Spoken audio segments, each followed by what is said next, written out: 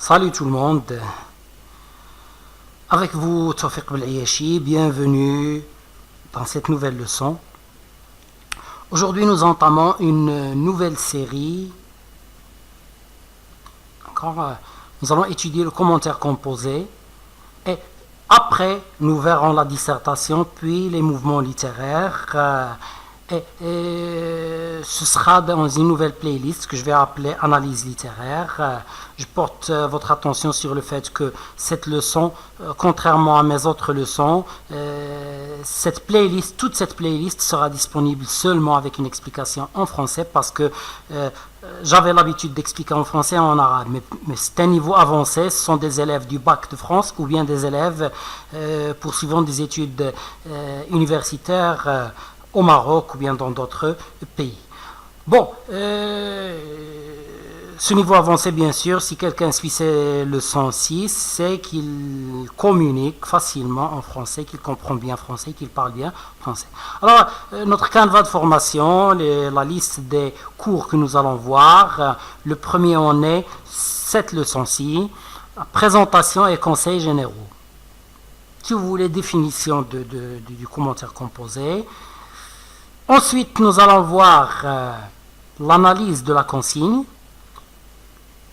l'analyse du texte proposé, puis nous passons à un travail de synthèse. À partir de cette analyse, cette dernière analyse, l'analyse du texte, nous allons essayer de voir comment trouver une problématique et comment trouver les trois unités de sens, les trois axes d'intérêt, les trois centres d'intérêt que vous allez trouver dans le texte et qui se rapportent à la réponse à cette problématique. Bien, cinquième leçon, rédaction de l'introduction, rédaction du développement et enfin, rédaction de la conclusion. Bon, ce sera suivi d'une application sur des textes poétiques, prosaïques et théâtraux. Nous en verrons au moins un de chaque forme d'écriture. Au menu de la leçon d'aujourd'hui, de quoi s'agit-il? Nous allons donc définir ce que c'est que le commentaire composé. J'essaie toujours de ne pas recourir aux définitions standards académiques. J'essaie de donner des définitions toutes simples qui permettent de reconnaître facilement de quoi on parle. Et par expérience, c'est ce qui rapporte le mieux le fruit escompté. Des conseils de rédaction, plan du commentaire composé, et ce plan, bien sûr, nous n'allons pas expliquer le plan aujourd'hui, nous allons tout simplement présenter un schéma de la manière dont doit se structurer un plan de commentaire composé. Et s'il vous plaît, prenez cette remarque au sérieux si vous voulez, d'accord, je m'excuse d'avance, je suis un malvoyant, alors je ne vois pas bien ce qui est affiché devant moi sur écran. Je le vois comme dans un brouillard, ce qui fait que je peux faire des coquilles, des fautes de frappe pour la lecture de certains textes ou bien de certaines phrases ou bien de certains mots. Je peux m'attarder un petit peu, le temps de déchiffrer ce qu'il y a devant moi, car même si j'ai écrit les textes moi-même, même si le contenu qui est devant vous est produit par moi, donc on ne mémorise pas ce qu'on a produit, d'accord? Donc vous produisez le produit aujourd'hui, vous pouvez le relire plus tard, vous n'allez pas vous rappeler de tout ce que vous avez écrit. Bon, je passe maintenant, s'il vous plaît, on passe au principal. De quoi s'agit-il? Donc, le commentaire composé, c'est la lecture analytique. C'est une lecture où on analyse, on essaye d'interpréter, de chercher les sens cachés. D'accord? Donc, alors, dans cette lecture, qu'est-ce qu'on cherche? On cherche les enjeux principaux du texte, d'accord? Les finalités d'écriture, ce que cherche l'auteur à nous dire avec son texte. Bien. Donc, les centres d'intérêt essentiels du texte dégagés par l'analyse sont à organiser en 2 ou 3 parties.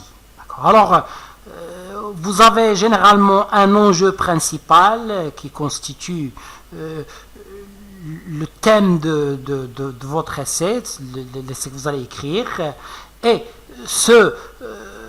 cet enjeu principal, vous devez le subdiviser en 2 ou 3 unités, 2 ou bien 3 parties. Donc, ce qui serait vraiment le mieux, c'est de faire un sujet à 3 parties. D'accord? Vous pouvez avoir plus de 3 parties, et généralement, ces 3 parties, ou bien 2. Il s'agit de trouver un lien entre la forme et le sens du texte. Donc, c'est ça l'objectif essentiel d'un commentaire composé. C'est qu'est-ce qui est dit et comment il est dit, mais en cherchant à relier ce qui est dit à comment il est dit, à trouver comment leur relation est une relation symbiotique, qu'ils se complètent, qu'ils se reflètent, que la forme exprime le sens et que le sens est bien reflété par la forme. Je m'excuse avant de vous expliquer ce point. On cherche dans un commentaire composé à éviter autant que faire se peut la dissonance entre la forme et le sens. Vous ne devez absolument pas parler d'une forme qui contraste ou bien qui est contradictoire avec un sens. Non, vous devez toujours trouver cette symbiose entre les deux. D'accord? Vous devez toujours trouver cette réflexion entre les deux. Chacun reflète l'autre. La forme exprime bien ce que dit le sens et le sens est bien exprimé par ce que dit la forme. Donc, interrogez. Donc, on a 2 stratégies pour cela dans votre commentaire, ou bien vous partez de la forme pour aboutir au sens, ou bien vous partez du sens pour aboutir à la forme. Et le mieux, c'est d'avoir les deux. Dans une partie, vous partez de la forme, dans une autre partie, vous partez du sens. Pour un argument, vous partez de la forme, pour un autre argument, vous partez du sens. Et ainsi, vous variez, d'accord? Votre écriture est une écriture riche, pas une écriture qui se répète. Bon, maintenant, bien sûr, vous pouvez interroger la forme pour trouver le sens, ou bien vous pouvez partir du sens pour découvrir comment la forme le réalise. Bon, il faut dégager une problématique du texte et la traiter en 3 partie, à la rigueur de, bien sûr, cette expression, ça veut dire que ce qui serait parfait, c'est que vous la traitiez en 3 parties, mais vous pouvez à la rigueur en avoir 2. Bon, si vous la traitez en 2 parties, vous devez avoir vraiment 2 parties très bien rédigées, très bien faites, parce que si vous avez seulement 2 parties, le correcteur sera très exigeant,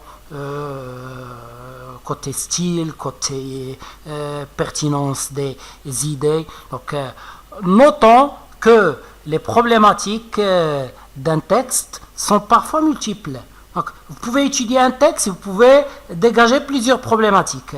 Alors, si vous êtes libre d'analyser le texte, choisissez une seule problématique et traitez-la en 3 parties. Mais si dans la consigne, on vous oblige à traiter plusieurs centres d'intérêt, d'accord?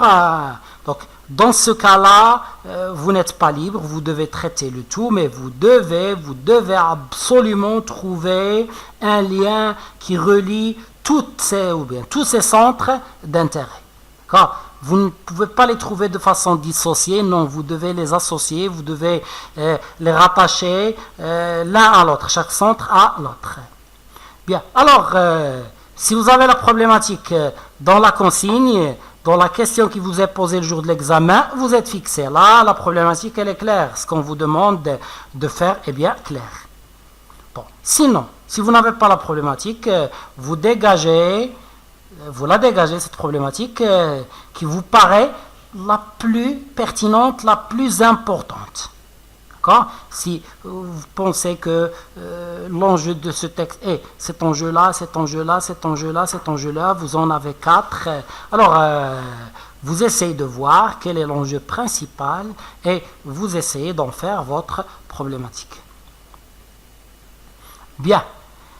Si les parties de votre écrit évoquent des enjeux variés, ce que je viens de vous dire tout à l'heure, et qu'on vous demande de les rédiger, vous les traitez selon un plan thématique, mais en essayant de faire le lien entre chaque entité, entre chaque partie.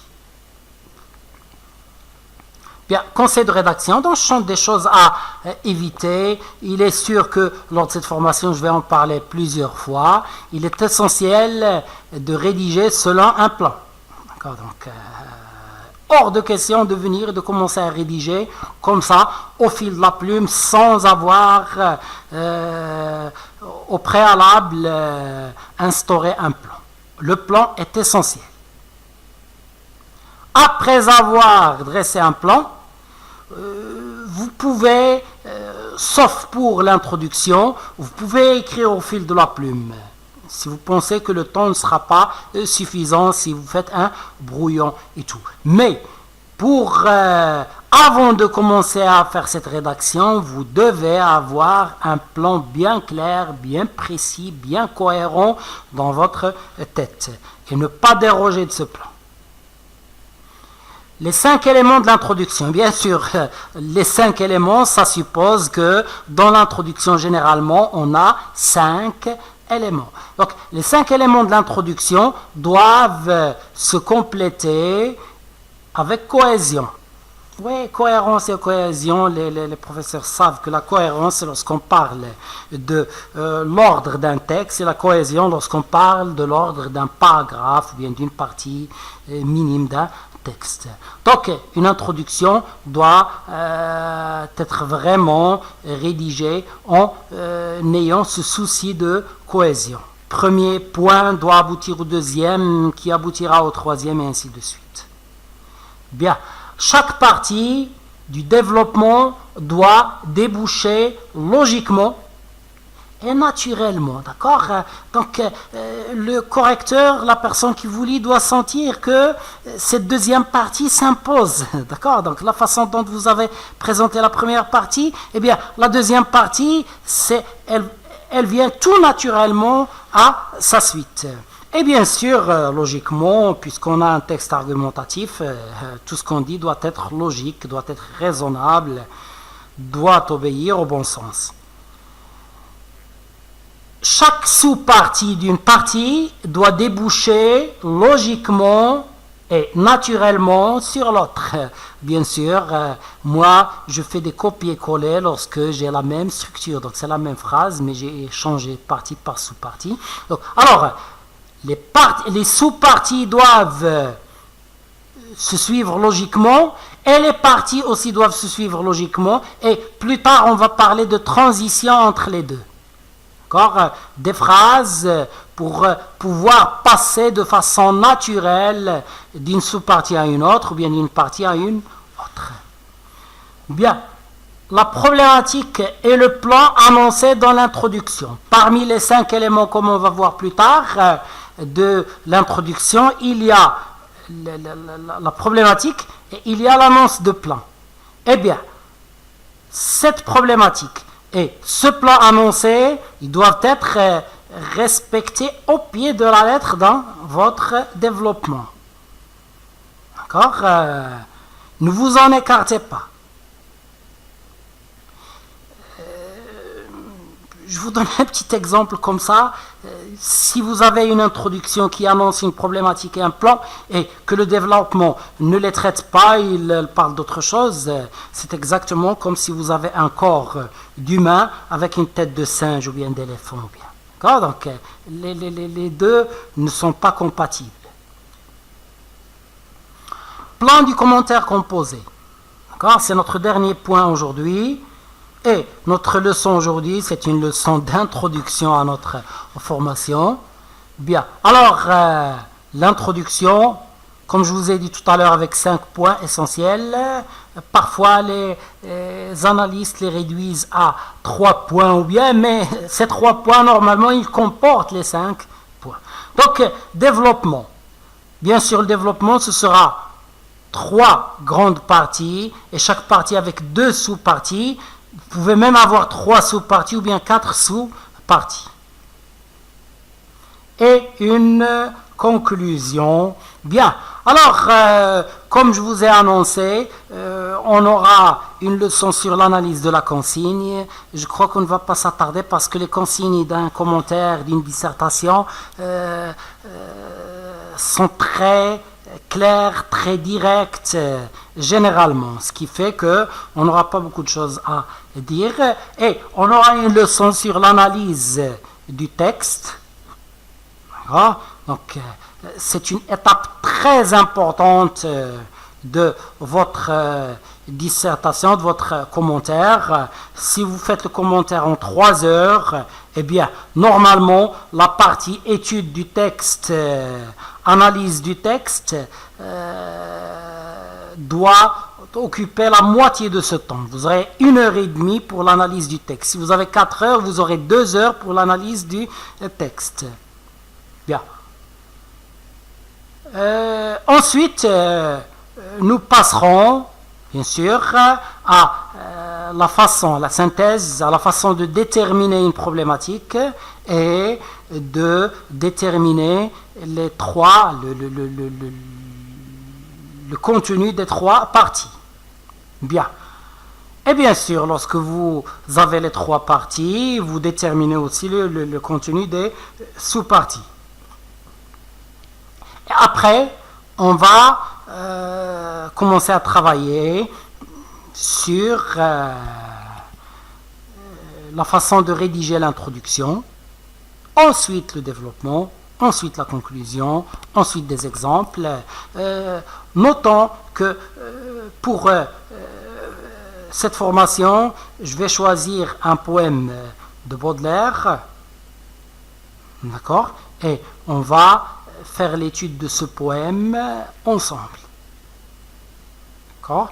On va essayer de faire son analyse, de déterminer une problématique, de trouver les parties et les sous-parties, et à la fin, on aura un travail de rédaction, d'accord, sur notre poème. Il ne me reste plus qu'à vous dire au revoir et à la prochaine.